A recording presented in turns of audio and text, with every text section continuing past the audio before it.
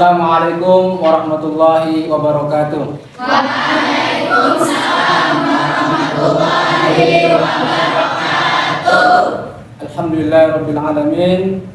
Pada kesempatan ini kita kembali masuk dalam perkuliahan. Bagaimana kabarnya hari ini?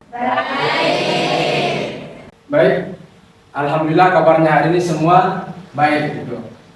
Jadi dilihat dari wajah-wajahnya semua, alhamdulillah sudah bersemangat untuk mengikuti materi pembelajaran berikutnya.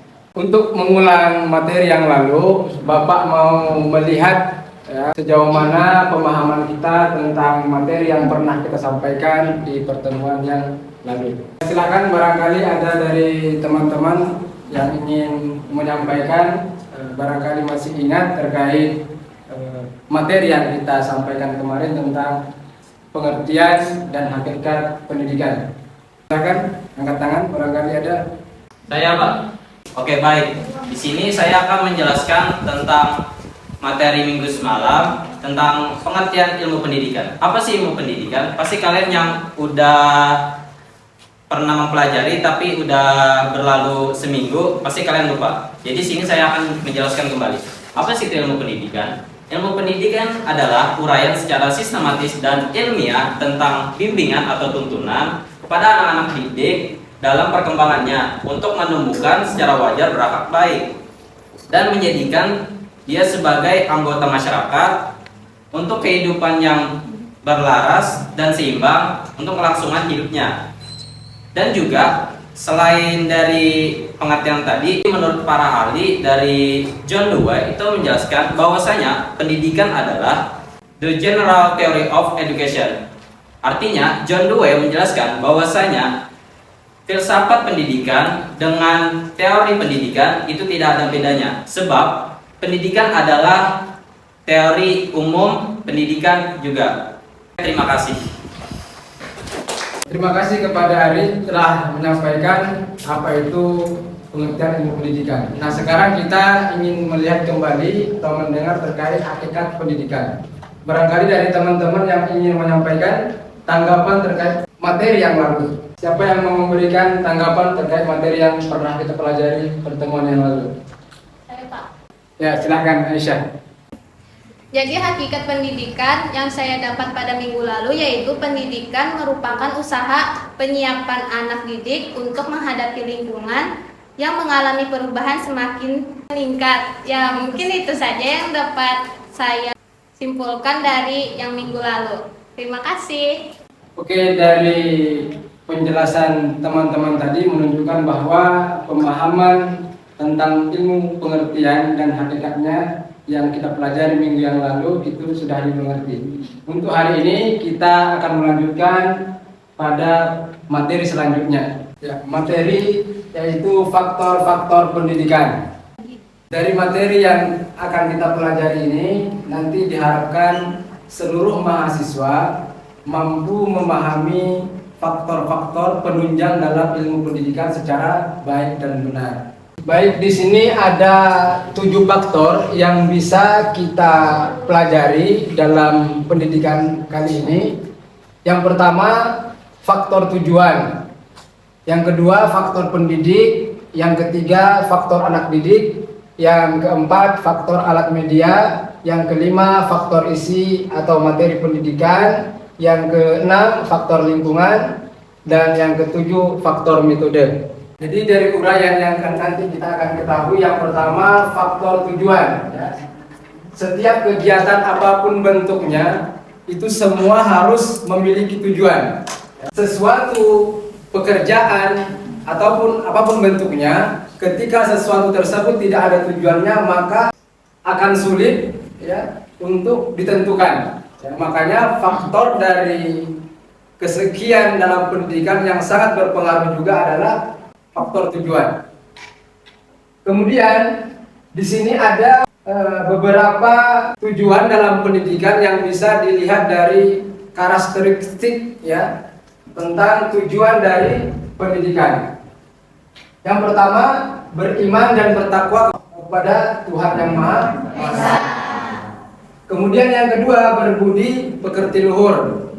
Yang ketiga, memiliki pengetahuan dan keterampilan. Baik, pertama kita akan uraikan dari beberapa faktor tadi. Yang pertama, faktor tujuan. Setiap kegiatan apapun bentuknya dan jenisnya, sadar atau tidak sadar, selalu diharapkan kepada tujuan yang ingin dicapai.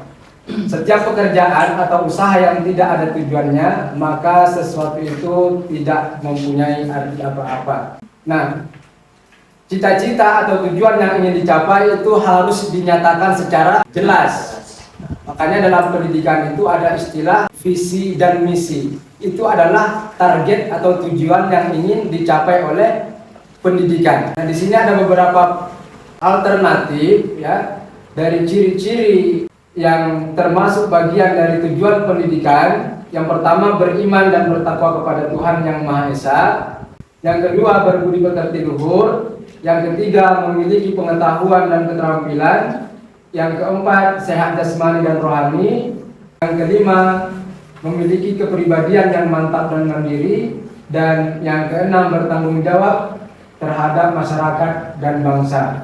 Kemudian faktor yang kedua, yaitu faktor pendidik. Nah, ini tidak kalah penting juga yang perlu diperhatikan dalam pendidikan. Nah, dalam pendidik ini itu terbagi menjadi dua.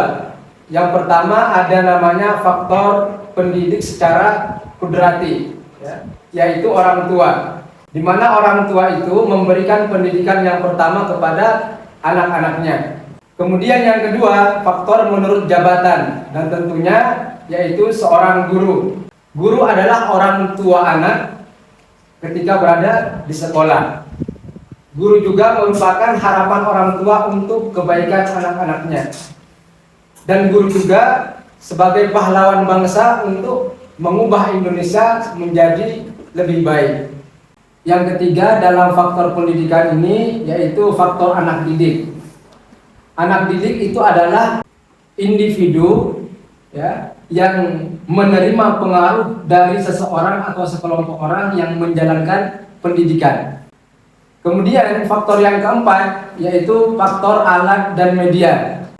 Alat atau media pendidikan adalah suatu tindakan atau situasi yang sengaja diadakan oleh pendidik atau lembaga pendidikan yang tentunya untuk tercapainya sebuah tujuan tadi. Dan di sini ditinjau dari segi wujudnya, alat atau media terbagi menjadi dua. Yang pertama berupa perbuatan yang mencakup nasihat, keteladanan, larangan, perintah, ujian, teguran, ancaman, dan hukuman-hukuman. Yang kedua ditinjau dari segi wujudnya yaitu berupa benda-benda. Ini mencakup berupa seperti meja, kursi, papan tulis, dan sebagainya. Kemudian faktor yang kelima yang perlu diperhatikan juga oleh pendidik atau lembaga pendidikan yaitu faktor isi dan materi pendidikan. Nah, dalam hal ini yang perlu diperhatikan ada dua hal yang mesti menjadi perhatian dalam isi atau materi pendidikan ini. Yang pertama, materi harus sesuai dengan tujuan pendidikan. Yang kedua, materi harus sesuai dengan kemampuan peserta didik.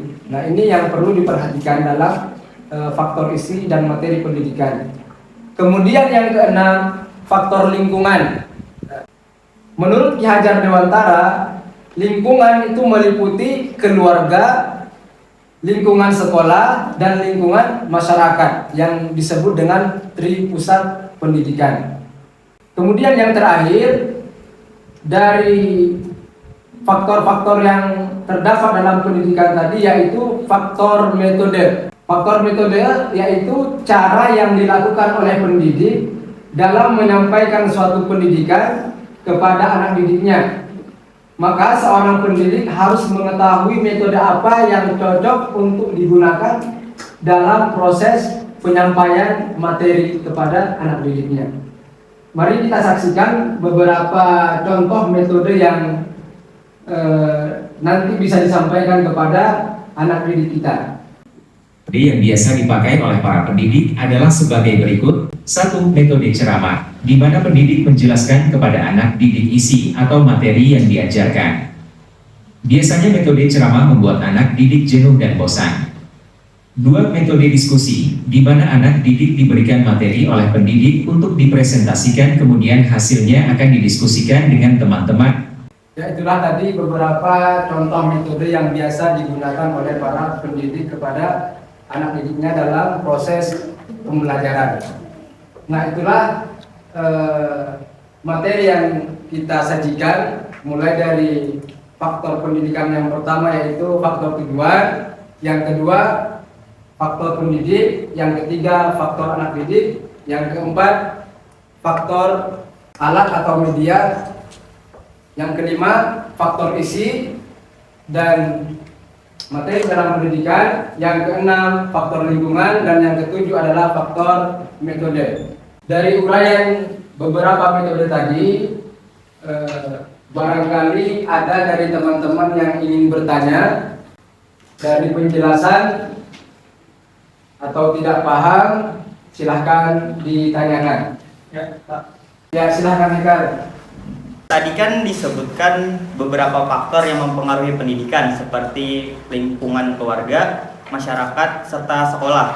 Dari ketiga faktor tersebut, yang mana yang paling berpengaruh bagi pendidikan? Kalau menurut Bapak, terima kasih.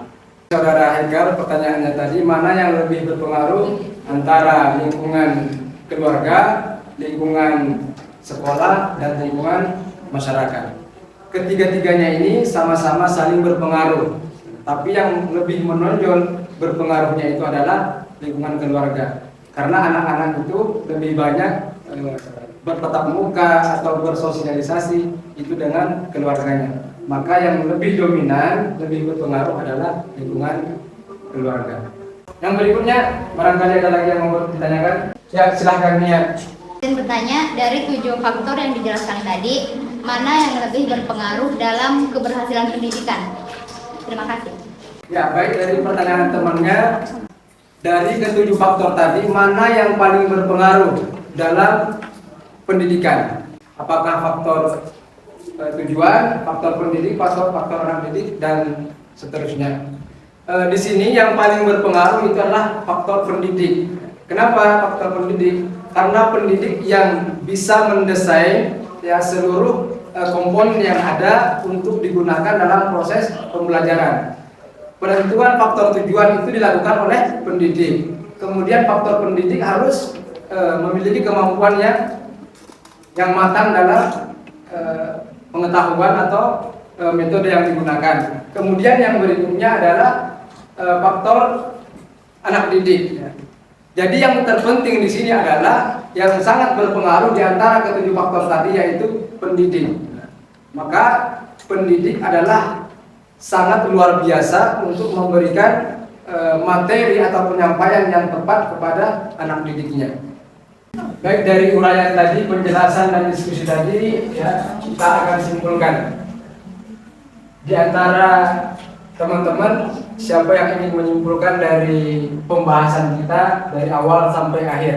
Ya, silahkan Latifah. Baik, jadi dari pembahasan tadi dapat diambil kesimpulan, yaitu 7 faktor yang dibahas tadi itu semuanya saling berkaitan dan saling melengkapi satu sama lain agar tercapainya pendidikan yang baik.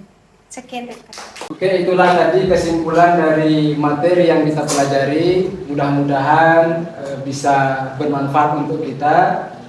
Salam Bapak, materi yang kita pelajari ini silahkan dipelajari ulang kembali supaya pemahaman tentang faktor-faktor dalam pendidikan ini lebih dikuasai dan dipahami dengan betul. Imam Syafi'i pernah berkata, la yudrakul ilmu illa bis-sabri wad-durr. Ilmu itu tidak akan didapatkan kecuali dengan kesabaran di atas kesulitan. Artinya apa? Kita sebagai pelajar tidak boleh berpangku tangan dan berdiam diri untuk santai-santai saja. Artinya kita harus semangat, berusaha, bekerja keras untuk belajar supaya kita menjadi orang yang bermanfaat. Mungkin demikian pertemuan kita pada hari ini. Mudah-mudahan Allah memberikan kita kesehatan dan kekuatan untuk selalu belajar, memperbaiki diri kita untuk hari-hari berikutnya. Terima kasih atas kesempatannya dan kehadirannya. Assalamualaikum warahmatullahi wabarakatuh. Waalaikumsalam.